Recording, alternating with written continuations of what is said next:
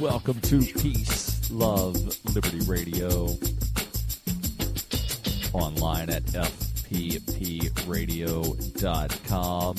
So before I get into the various news and commentary that is Peace, Love, Liberty Radio, I've got some announcements to make. So first off, I want to start with a very happy birthday to Liberty.me. If you are not familiar with or have never heard of Liberty.me, Liberty.me is a social network that was created by Jeffrey Tucker and several other people that know how to do computery stuff to make Liberty.me what it is. And what it is, I already said, it's a social network, but it's more than just like a Facebook knockoff. There's, certainly that social media aspect to where you can create groups, create pages, have your profile, share things, people comment, but people can also like and share, which, again, that's very similar to Facebook. But there are group chats. Instead of just having, like, I'm sending a message to a friend, or I'm sending a message to 5 friends and people opt in, there's actual chat rooms. Like real live old school chat rooms on Liberty.me. There's also WordPress publishing platforms that are tied in, and you can download books. You can download what they call Liberty Guides, where people have written. Basically, it's a little too short to actually be a book, but it's a little longer than an essay. You can download those. You can download the books. A lot of ebooks are on there. And they've also started some stuff recently that I have not even checked out yet because, well, even though I'm online a lot during the day, I'm busy doing other things. So I've not checked out a lot of the features on Liberty.me. But Liberty.me just hit their 1-year anniversary. And I believe Jeffrey Tucker has something special planned for tonight. So if you have never looked into Liberty.me, I suggest you do so. Liberty.me. And I might have a couple of codes for reduced membership or like a 3-month free. So if you want one of those, send me an email. And let's make a special email for this. Do liberty@fppradio.com. And if I have a code, I'm fairly certain I do. If I have that code laying around still, I will give you the code. I'm not sure if it's a reduced membership. And this is something else that separates Liberty.me from other social networks, is it is a paid service. And one of the things behind being a paid service, in addition to creating some sort of revenue stream for Jeffrey to be able to pay the people that are working for him, it also disincentivizes the people that just want to be internet trolls. Because internet trolls don't really want to pay to be a troll. They want to be a troll for free. So that's one thing that is really great about Liberty.me is you don't have to worry about the internet trolls. And I think the regular price is like $15 a month, but there's codes where you can get it down to like $5 or $10 a month. So if you're interested, I'll dig around. I think I have a couple of codes for 3 free months. So, again, send an email, liberty@fppradio.com. If I have a code, I'll send it to you. If not, then sorry. But I do know that the code FPP Radio works for a reduced price on the membership. It's not, any amount of time free, but it does work for reduced price. Second announcement, and this is going to come as a surprise to many of you. I think I have told a couple of you that I know listen, but most of you, this is going to come as a surprise. I signed up to do a triathlon. I know, it surprised me as well, but I started going to a gym about a month ago, and about 2 or 3 weeks ago, I noticed something about a triathlon. And just offhanded, I asked the owner, I was like, hey, Julie, who's doing a triathlon? And she was like, a bunch of us are. I was like, what? And she said, we're doing it as a group, but I thought she said we're doing it on the roof because she said it's a very small triathlon. So I'm thinking, okay, so they've set up like one of these kiddie pools, like I'll swim across the kiddie pool and then run a lap around the roof and then jump on a bike for a lap. And then she explained, like there's going to be weekly training every Saturday at like 9 o'clock in the morning, which means that the daily newscast that I do, I will be doing the Saturday edition on Friday night now, because, otherwise I would have to wake up at like 7 o'clock in the morning, and that's just way too early. So, I begin training tomorrow. There will be a 30-minute run followed by 30 minutes of yoga. And then at some point during the day tomorrow, I'll still do my regular workout. And the triathlon sometime over the summer, it's in, I think, July. And I will be swimming a quarter mile. I will be biking 8 miles. And then I will be running a 5K. None of those things I have ever done before. Like I've swam before, but never as part of any sort of race or competition. I'm sure I've probably swam a quarter of a mile. I'm not really sure, but I know that I've never biked 8 miles at once. Maybe I did as a kid, like riding my bike through the woods and just never really caring how far or anything. But I know that I've never run a 5K. The longest distance that I have ever run in my entire life is like 2 miles. So it's going to be something interesting, and the goal is to finish. The goal is not to, make a certain time. I know that's what most people do when they set out to do a triathlon or a marathon or a half marathon, is they have this goal, like, I want to finish under this amount of time. I just want to finish. Like, that is my goal. Just to finish. And I will give updates on that and other sorts of things. And I'm sure that, there will be probably some people in the area that will cover it just because, like activists doing a triathlon sort of thing. The third announcement, and this is something really big, and Joe Jarvis, who is the author of this book, I know that he is really excited for the upcoming publication of Anarchy in New England. It is a fiction book set in the year 2115, set about a century after the collapse of Western civilization as we know it. And, of course, it doesn't really explain how Western civilization collapsed, but it does talk about, here was the collapse. Society had to rebuild. And so in the year 2015, society rebuilt without a state. Hence the name Anarchy in New England. That book is available for pre-order on fpp.cc. I'll post the link in the show notes for that. Pre-orders for the physical book in Bitcoin only. You can pre-order the ebook from Amazon and use good old-fashioned FRNs. There's more when we come back on Peace, Love, Liberty Radio, online at fppradio.com. Coinbase is a simple and secure online Bitcoin wallet for sending, receiving, and storing Bitcoin. Coinbase also allows you to buy and sell Bitcoin using a bank account or use their tools to accept Bitcoin as a merchant. Opening a wallet is quick and easy, and for merchants, there are no transaction fees on the first $1 million worth of transactions. Get started at coinbase.fppradio.com.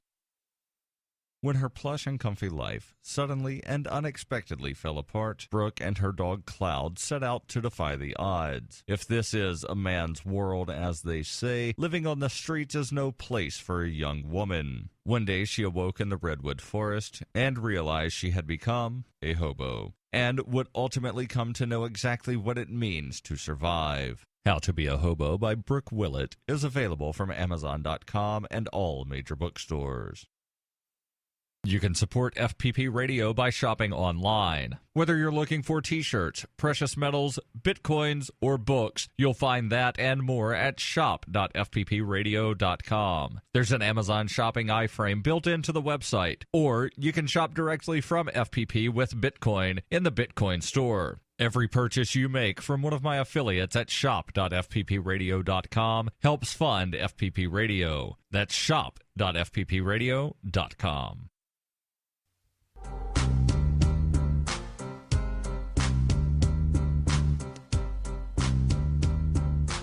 Welcome back to Peace, Love, Liberty Radio. Online at fppradio.com. And one final announcement, and I know, like, I generally don't do announcements, and now I've got, 10 and a half minutes of them. One final announcement. Next Saturday, I will be speaking at the Libertarian Party of Michigan State Convention. That will be in Kalamazoo. I don't remember the name of the hotel, but I can post that in the show notes. If you're in the Michigan area, and I realize, Michigan's a big area, but, if you're in the, vicinity of Kalamazoo, and I'm not sure what all is in that vicinity, but, all of Michigan, there might be part of Wisconsin or Minnesota or something that's driving distance. But if you're up in that area and you want to come out, I believe registration is still open. Again, I'll find that out, put it in the show notes for you. But I'll be speaking there on Saturday. I'm flying out early Friday, which means that I might not have a episode of Peace, Love, Liberty Radio next Friday. If I do, great. If not, you have been forewarned, and I will probably try my best to remember to mention that again on Wednesday. That way, if you're listening to the Ask Me Anything edition, and yes, I do an Ask Me Anything every week. So if you have questions that you want answers to, send those over, ama@fppradio.com. So just, you're forewarned, there might not be a Friday show next week. So now to get into the news. And there's some fairly interesting stories that I want to talk about. And one of these is something that was shared by Jordan Page. And if you're not familiar with Jordan Page, he is like a libertarian celebrity rocker guy.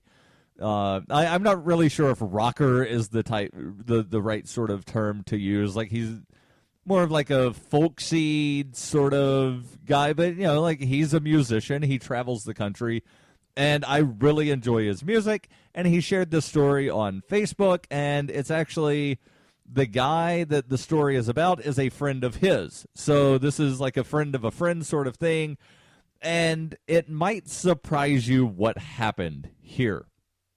So this is from Pawtucket, I believe, Rhode Island, because I don't know of any other Pawtucket anywhere in the U.S., but the story comes from valleybreeze.com, and it begins, Pawtucket.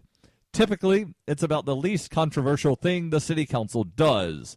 President David Moran asks everyone to rise for the Pledge of Allegiance and then assigns a fellow council member to start it.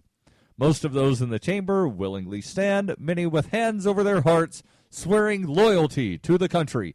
And let me begin, they're not swearing loyalty to the country, they're swearing loyalty to a piece of cloth with stripes and stars. But I digress. The story continues, but the peace and goodwill was nowhere to be found last week when Councilor Mark Wildhain interrupted the proceedings. Can we wait until everyone rises? Asks Wildhain. Everyone then waited for Joe Hart, the only one still sitting to stand up. Hart, who later called Wildhain's question an ultimatum that violated his free speech rights, stood up but turned his back to the flag. Thinking that the meeting would not proceed if he did not stand, and with his friends nudging him to do what the councilman was asking, Hart said he had little choice but to get out of his seat. Wildhain says his colleagues on the council have since told him that he is not entitled to do what he did, but he plans to continue giving a verbal call for everyone to stand. What Hart did was a slap in the face to everyone who has ever served in the United States, and that flag represents it, said Wildenhain. And he says that Hart took disrespect to another level.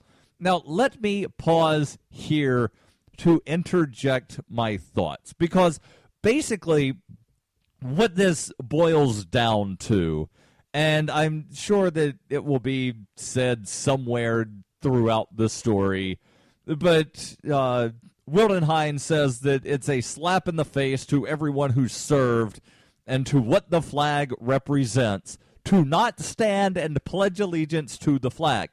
And the claim is that the flag represents freedom. That's the claim. I don't believe it, but that's the claim.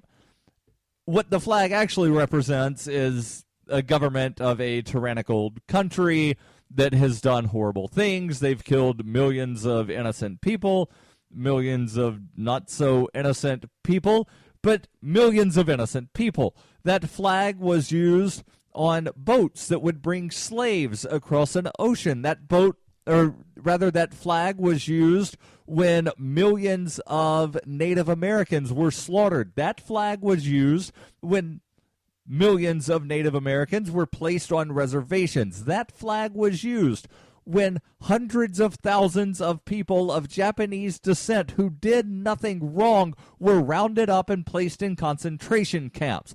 And yes, I realize some people are going to get upset because I use the term concentration camp to describe where the Japanese people were located. But that's what it is. Yes, I realize it's not the same sort of concentration camp that the Jews were placed in Nazi Germany, but it's still a concentration camp because you are concentrating them in a camp. It was that flag that was used and is still used as the official flag of the KKK. Most people think that, KKK, Confederate flag. But in fact, the KKK's official flag is the United States, the flag of the United States of America. So the flag of the United States is used to represent a bunch of things. Freedom not being one of them. Oppression, yes. Tyranny, yes.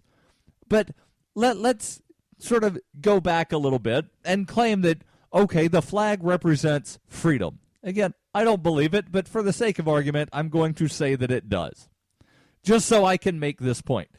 If the flag represents freedom, then that means it also represents the freedom to not stand and say a pledge or a prayer or whatever it is you want to call it to that piece of cloth. But this city councilor is forcing people to stand and repeat a pledge. He's not saying, let's have a moment of silence. That would be wonderful. You want to say your little pledge, go ahead, say it quietly during a moment of silence. Now, I have been in a similar situation as Mr. Hart. As I've mentioned several times previous, I often go up to the New Hampshire State House and I will testify to the Election Law Committee basically as a shadow representative, where I have a better attendance record to that committee than half of the people that are actually elected representatives on that committee during this term. But the new chair of that committee always begins with, "Please rise so we can say the Pledge of Allegiance." Now, luckily, the flag is behind the reps, so they all have to turn around and they don't see me not stand. But I want to talk about this. Not standing, do you have the right to? Is it a slap in the face to people that died for, quote-unquote, your freedom? I'll answer that when we come back. Why do they hate us? Is libertarianism compatible with Islam? Davi Barker answers these questions and more in Voluntary Islam and Other Essays. He advances the voluntarist cause with analysis of the confluence of values between Islam and libertarianism, as well as contemporary movements from the Tea Party to the Arab Spring. Voluntary Islam by Davi Barker will be available on February 19th. ExpressCoin is the best choice for buying Bitcoin, Litecoin, Dogecoin, and more. ExpressCoin prides themselves on their customer service, so much so that the back end on the website should allow them to be even more focused on your needs. Get your cryptocurrencies with money order, check, wire transfer, or cash deposit. Get started at expresscoin.fppradio.com. That's expresscoin.fppradio.com. You can support FPP Radio by shopping online. Whether you're looking for t-shirts, precious metals, bitcoins, or books, you'll find that and more at shop.fppradio.com. There's an Amazon shopping iframe built into the website, or you can shop directly from FPP with Bitcoin in the Bitcoin store. Every purchase you make from one of my affiliates at shop.fppradio.com helps fund FPP Radio. That's shop.fppradio.com.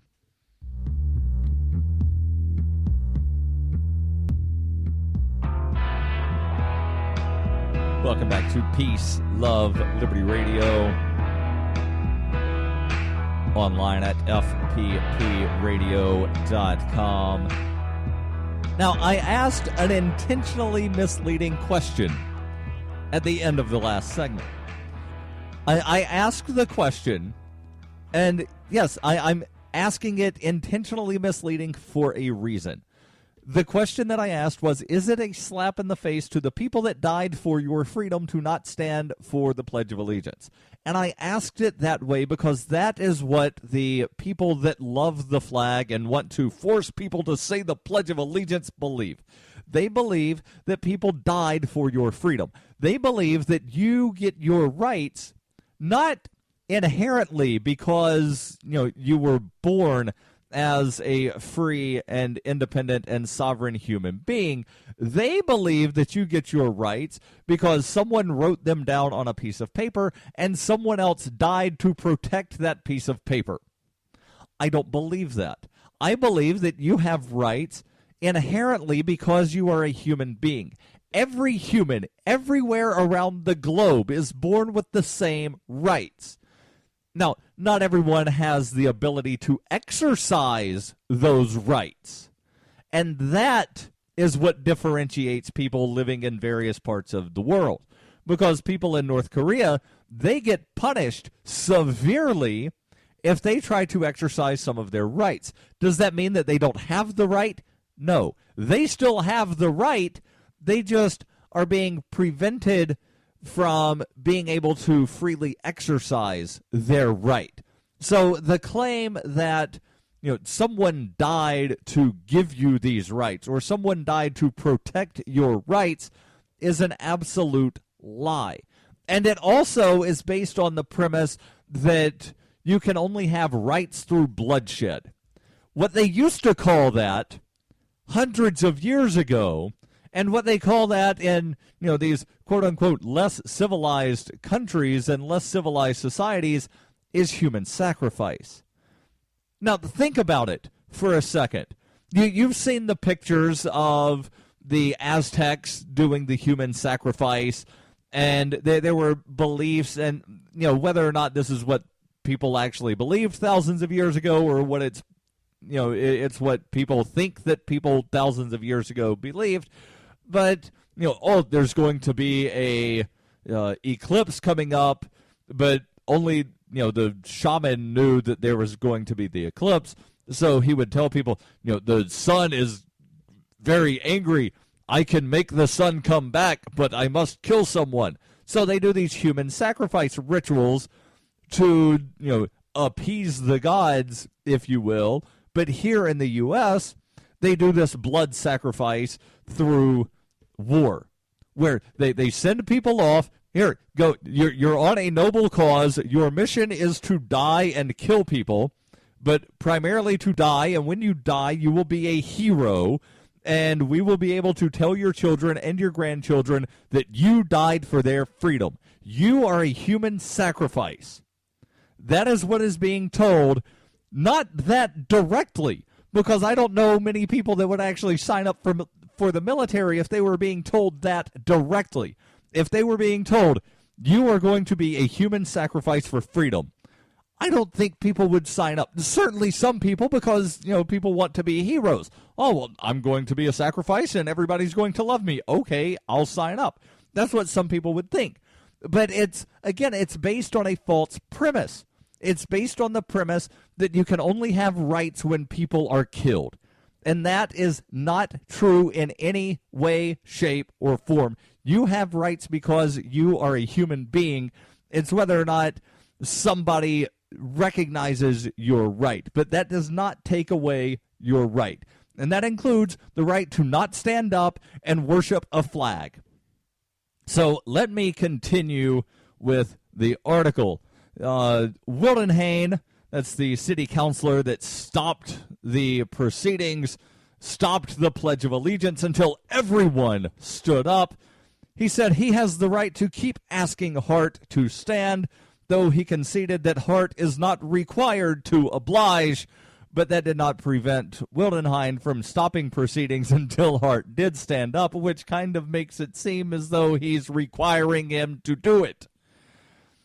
Hart, a Cumberland resident who said he's planning to move to Pawtucket, has been coming to council meetings for many months and said he has never stood up for the Pledge of Allegiance.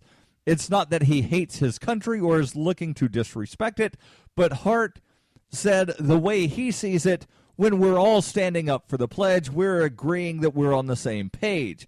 In his view, said Hart, the council does not respect the pledge and he does not want to stand up with people he feels don't even believe in what they're saying. Quote, I feel like I'm associating with them. Hart, who identifies with libertarian principles of less government intrusion but doesn't call himself a libertarian, said he believes the council is part of a broader problem in government of wanting to regulate everything. He calls it a cruel thing that the council, or rather, he called it a cruel thing that the council could ever deny a license for a church selling alcohol for a fundraiser or an entertainment license for a party when members should not have a say in those events to begin with. The illusion of freedom is when the council says yes to a license. Hart says, quote, it's sad that they need to create all these permissions and we can't be free people. I can't stand next to the same people who are trying to take my freedom, end quote.